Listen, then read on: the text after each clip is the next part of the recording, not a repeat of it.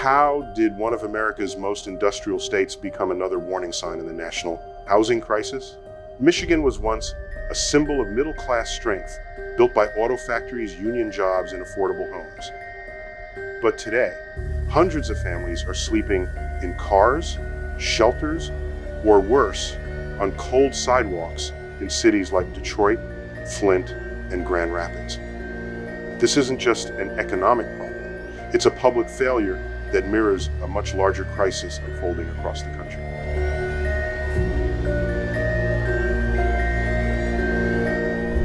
The numbers are rising, the shelters are full, and the system designed to prevent this collapse has cracked under pressure.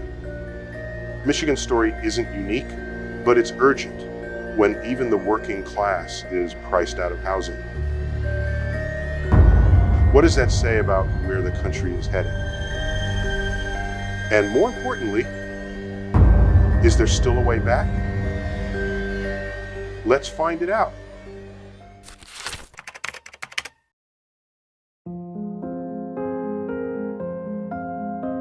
How did Michigan, a state once known for its strong manufacturing backbone and reliable blue-collar jobs, become a symbol of a housing system in distress? As of early 2025, the homeless population has climbed to roughly 33,000 people. That's a 2% increase from the year before, and it reflects not just a statistical shift, but a system that's really struggling to hold the line.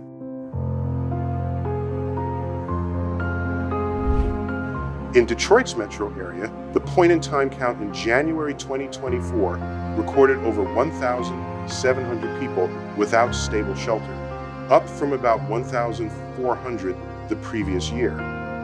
Meanwhile, Grand Rapids saw more than 500 individuals experiencing homelessness in late 2024, compared to just over 310 in 2023. These aren't just numbers, they represent real lives, people with stories and struggles. And the truth is, 2025's numbers may end up being even higher. Statewide tracking, unfortunately, continues to lag.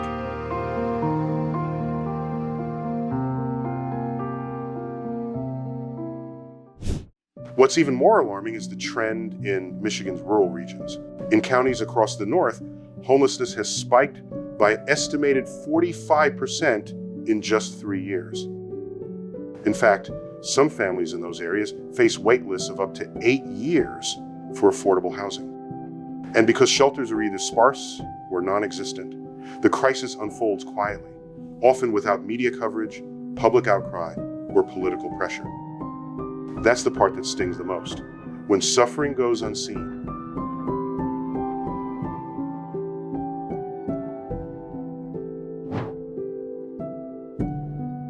Experts agree on the major causes. The expiration of COVID-era rental assistance and the chronic lack of affordable housing are pushing more people into instability. From 2021 to 2022 alone, homelessness jumped by 8%. While the increase slowed slightly in 2023, the overall picture remains deeply unsettling and shows no signs of reversing.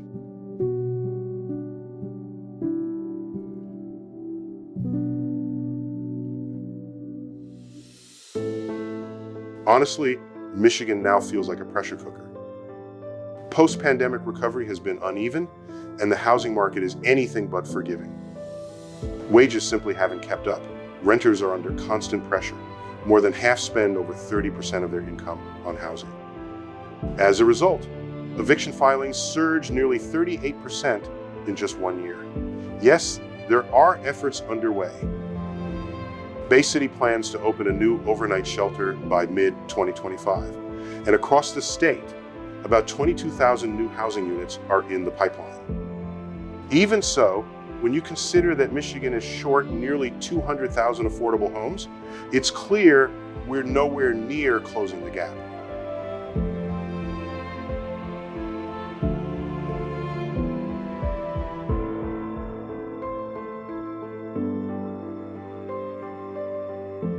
In my view, this isn't just a crisis, it's a structural failure. Band-aid policies can't fix decades of zoning restrictions, flat wages, and vanishing federal aid. As eviction rates keep rising and shelters hit full capacity, the state is running out of time. So, will Michigan finally get serious about the root causes, or will we just keep throwing patches at a system that's already falling apart?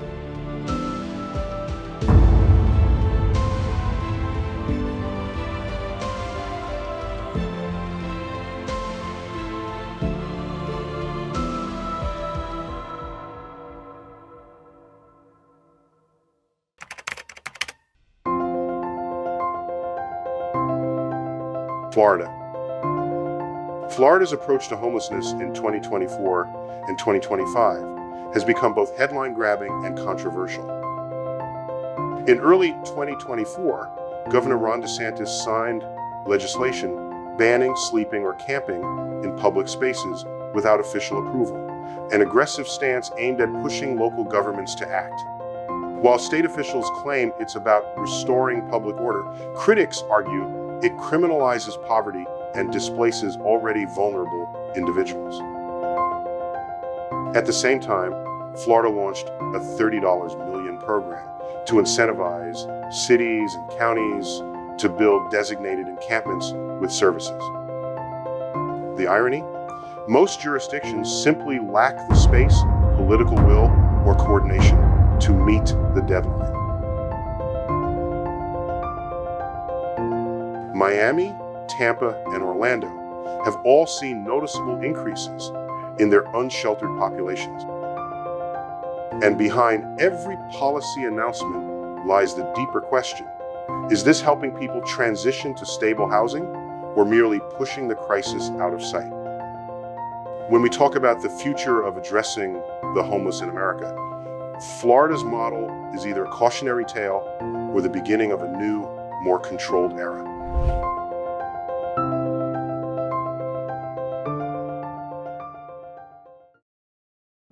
California. No conversation about the homeless in America is complete without examining California. As of early 2025, the state is home to nearly 187,000 unhoused individuals, by far the largest in the nation. This figure represents almost a quarter of the national homeless population. While California continues to pour billions into housing initiatives and support services, progress is frustratingly slow. Cities like Los Angeles and San Francisco remain epicenters of encampments, drug crises, and mental health breakdowns. In response, Governor Newsom has championed care courts and expanded funding for behavioral health treatment. However, critics say the state still fails to address the sheer volume of need.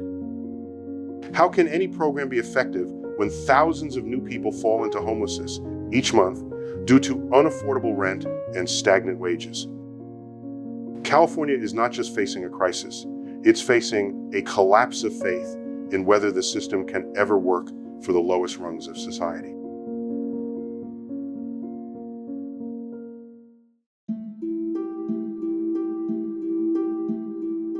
Texas. Texas represents a very different model. While the state does not carry the same sheer numbers as California, its approach is more punitive and less centralized. Austin, for example, reversed its tolerance of public camping, making encampments illegal again by public vote. Houston, in contrast, has become a surprising national example of success through its Housing First model, which focuses on rapidly moving people off the streets and into housing, then addressing mental health and addiction afterward. As of 2024, the state's homeless population hovered around 27,000, but many of those in rural areas remain out of sight and out of formal counts. Texas's policies reflect its broader political culture, skeptical of federal interference, focused on law and order, but also willing to experiment with local solutions. The big question is, can a decentralized system truly scale to meet the broader challenge of homelessness in America, or does it risk leaving too many people behind?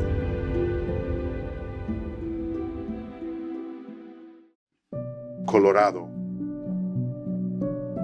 Colorado's homeless population continues to grow, especially in Denver and surrounding counties.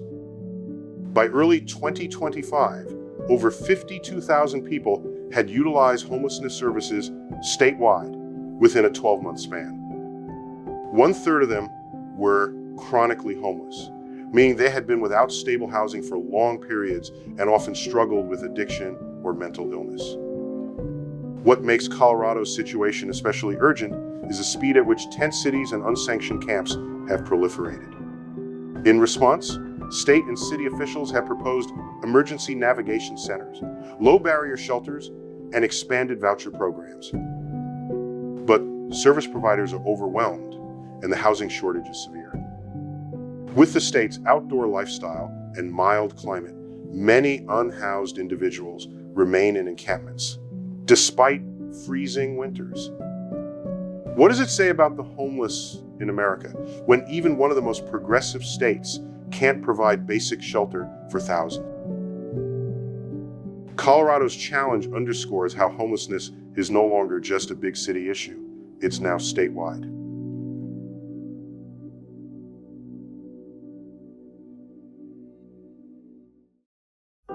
New Jersey.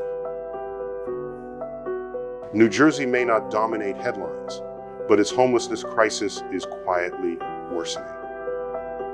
As of late 2024, more than 9,600 individuals were experiencing homelessness statewide. The causes echo those found elsewhere: rising rents, aging housing stock, mental health service gaps, but the solutions remain uneven. While cities like Newark and Camden have expanded their shelter networks, many smaller municipalities still lack infrastructure entirely. The state's response includes increased housing subsidies and stronger eviction protections, yet the demand far outpaces the supply. Many residents find themselves caught between stagnant wages and skyrocketing housing costs. For those living paycheck to paycheck, even a minor emergency can trigger a housing loss. So how does a densely populated, economically diverse state like New Jersey still allow thousands to sleep in cars, parks, or under bridges? Perhaps because homelessness in America isn't just a failure of government, it's a failure of shared responsibility.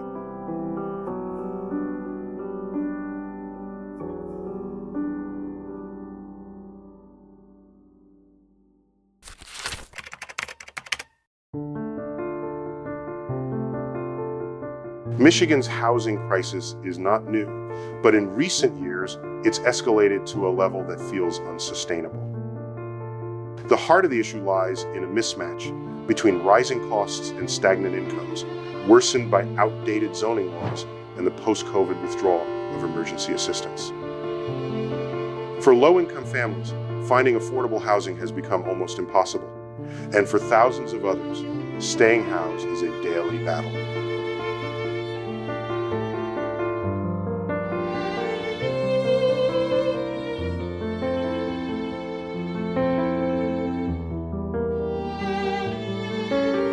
Across the state, the numbers tell a clear story. From 2012 to 2022, home values in Michigan jumped by more than 50%, but wages didn't follow the same curve. At the same time, over half of Michigan renters now spend more than 30% of their income on rent. That means they're officially cost-burdened and living on the edge. For these families, one missed paycheck, one medical bill, or even one car repair could push them into homelessness. This is how so many stories of the homeless in America begin. Not with addiction or trauma, but with math that no longer adds up.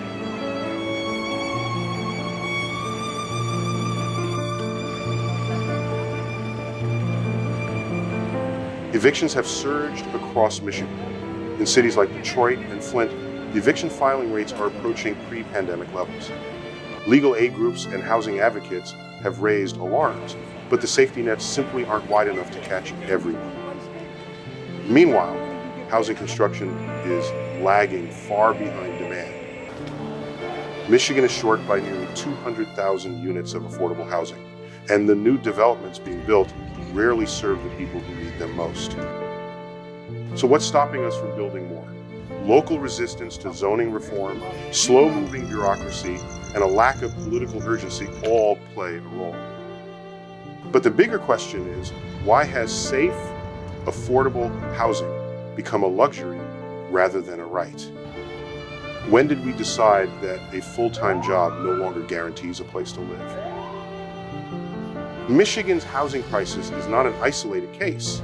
It reflects the larger story of the homeless in America, a structural failure that punishes the working class and leaves little room to breathe.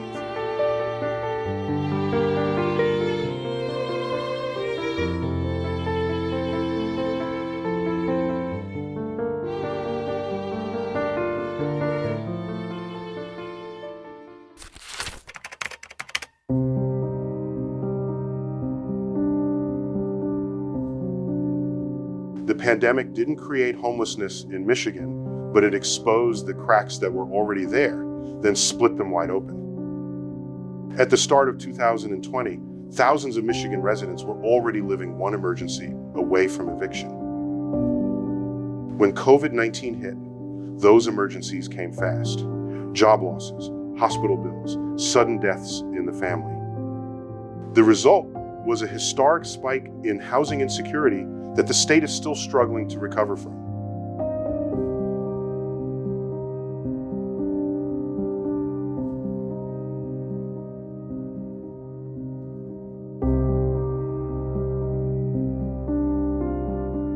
Initially, state and federal responses provided a lifeline. Programs like SARA, COVID Emergency Rental Assistance, and federal eviction moratoriums helped thousands avoid immediate displacement.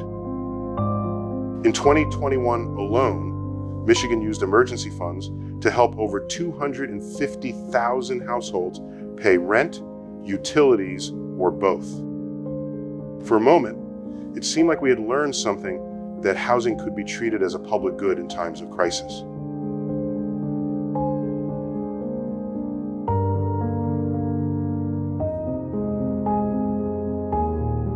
But as the funding dried up in 2022 and 2023, reality came crashing back. Many families who had relied on rental aid found themselves facing eviction with nowhere to turn. Shelters filled quickly, and wait lists for affordable housing exploded. In rural areas where emergency infrastructure is thinner, families began living in cars or doubling up in overcrowded homes, often invisible in official homeless counts.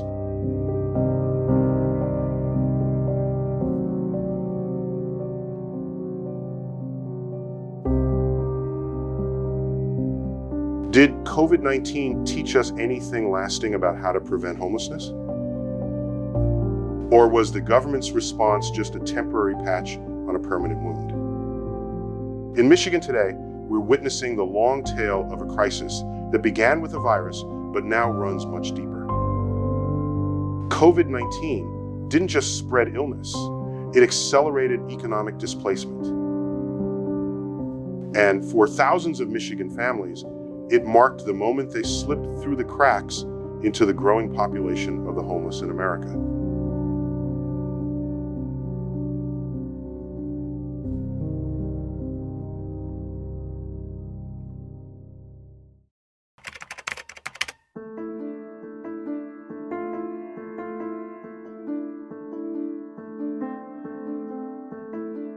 When we talk about homelessness, substance use is often brought up, but rarely with the full context it deserves. It's a complicated issue, one that's frequently misunderstood or used to simplify a much larger crisis. In Michigan, the relationship between addiction and housing instability continues to grow more visible and more intertwined.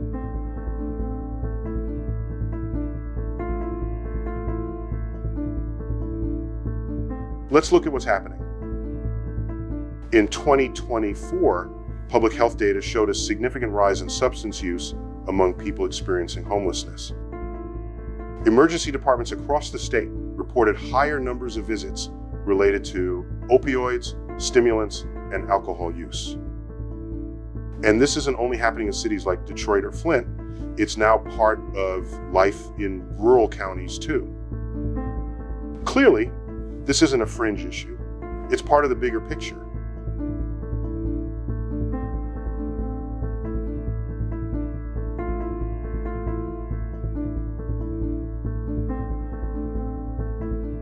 But here's something we often overlook. For many people, substance use began after they lost stable housing, not before. Living without a home is stressful, isolating, and unpredictable. Without support systems, people look for ways to cope. Some turn to substances not out of recklessness, but out of need, for relief, for sleep, for a moment of control in an unstable world.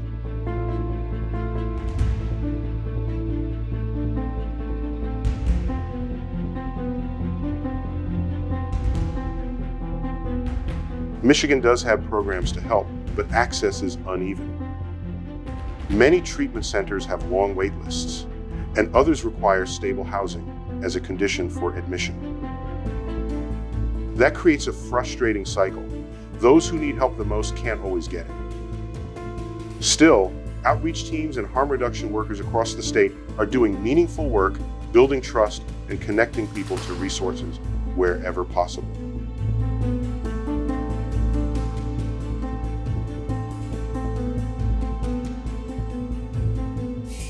What's needed now is a shift in how we see the issue.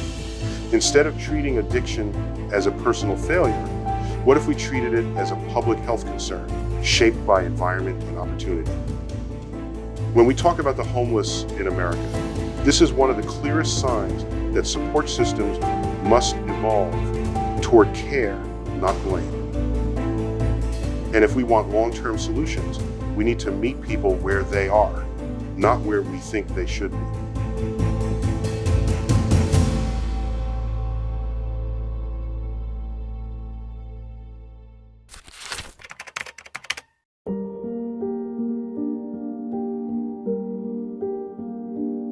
In Michigan, the road to homelessness doesn't always begin with drugs, trauma, or personal failure.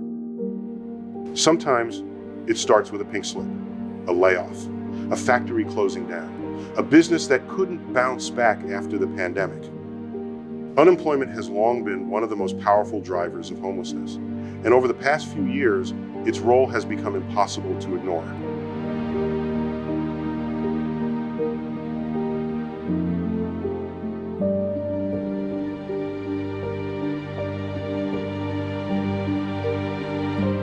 Between 2020 and 2022, Michigan's job market saw massive disruptions. While recovery began in 2023, it was uneven. The service sector, restaurants, retail, gig work came back first, but often with lower wages, fewer benefits, and less stability. Meanwhile, thousands of manufacturing jobs, once the backbone of Michigan's economy, disappeared or went remote, leaving behind entire communities with no clear path forward.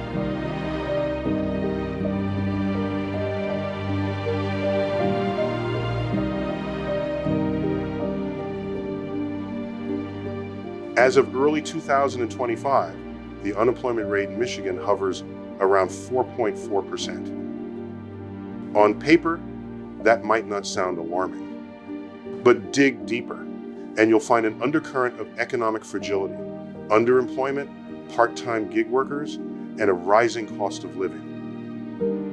Rent continues to climb, groceries cost more, utilities take up a larger chunk of every paycheck. So what happens when work no longer pays the rent?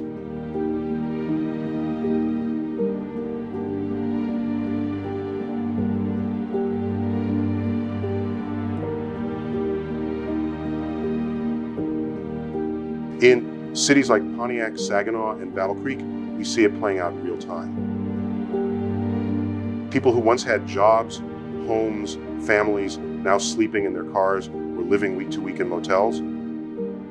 Some try to hold on by juggling 2 or 3 jobs, but burnout and health issues catch up fast. Others give up, pushed aside by a system that no longer has room for them? Is a strong work ethic still enough to survive in America? Or have we reached a point where even full-time workers can fall into homelessness? The rise of the working homeless in America proves one thing. This isn't just a crisis of housing. It's a crisis of labor, of dignity, and of what kind of economy we've built for everyday people.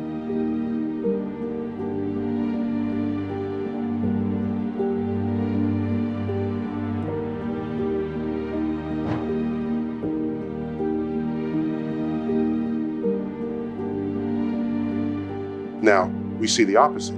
People working just as hard, if not harder, only to find themselves evicted, displaced, and invisible. It makes you wonder, what happened to the promise? When did we stop believing that everyone deserves a roof over their head, not just the lucky or wealthy? I drive through towns like Flint or Pontiac, and I don't just see buildings, I see memories. A version of America that valued labor, not just profit, that invested in people, not just markets. We lost something along the way, and the growing number of homeless in America isn't just a symptom of poverty, it's the shadow of everything we've abandoned. There was a time when this country knew how to build. It's time we remember how to care.